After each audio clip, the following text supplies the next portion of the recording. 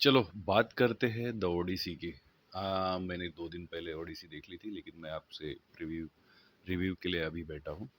Christopher Nolan one of the best director, मेरे लिए तो बहुत ही बड़े महान डायरेक्टर है। मैंने उनकी फ़िल्मोग्राफ़ी शानदार, बहुत ही शानदार फ़िल्में, उनकी इंसेप्शन, डनकीर्क, अपना Interstellar, Memento, one of the best movies उनकी है। हमेशा मैंने देखा कि क्रिस्टोफर नोलन एक कदम उसके भी आगे, अगली फ़िल्म उससे भी आगे बेहतरीन बनाते हैं। इस बार द ओडिसी मैं बहुत उत्सुक था देखने के लिए।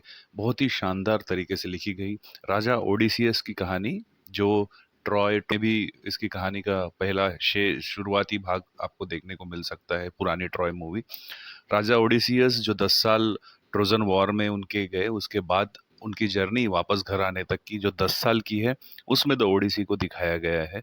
और अम, ये जो ओडिसी की कहानी है, ये बहुत ही फेमस है यूरोपियन स्टोरीज में, आपको बुक्स में भी पढ़ने को मिलेगी। मैं बहुत उत्सुक था इस फ़िल्म के लिए, क्योंकि मैं देखना चाहता था कि क्रिस्टोफर नोलन ये फ़िल्म को किस तरीके से बनाते हैं। क्योंकि वो ज़्यादातर वास्तविकता को शूट करने में महत्व देते हैं, जैसे वीएफएक्स का बहुत ही कम इस्तेमाल करना।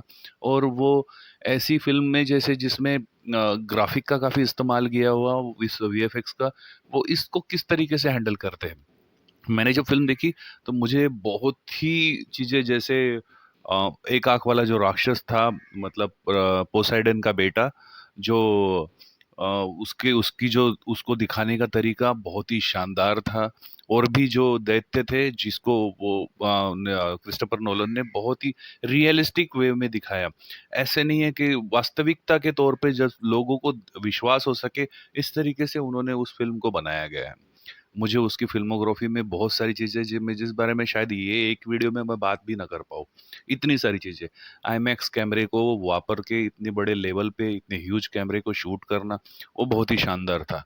कुछ-कुछ सीन जिसमें एक सीन था जिसमें भेड़े से इंसान बनते हैं, उन्होंने उसमें कैमराग्राफ़ी को इतना शानदार तरीके से दिखाया कि वो समझ ही नहीं आएगा।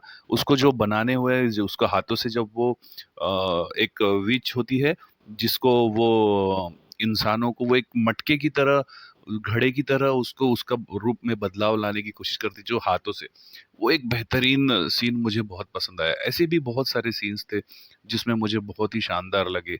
सिवाय उसके अलावा लाइटिंग, जो सिनेमेटोग्राफी की लाइटिंग है और जहाज वाले सीन है, मुझे बहुत ही शानदार लगे हैं।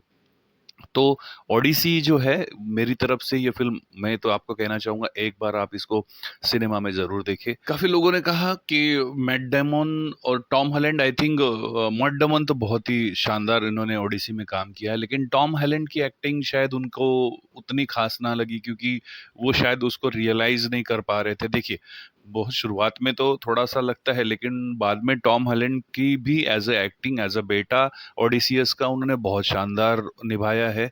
और साथ ही साथ में रॉबर्ट, जो उनके विलन हैं वहाँ के, उन्होंने भी बहुत ही शानदार तरीके से इसमें दिखाया है। मुझे मुझे बहुत शानदार लगे। मैट डेमन ने तो मतलब, हम इमेजिनेशन से भी मेरे बेहतरीन फेवरेट एक्टर में से है।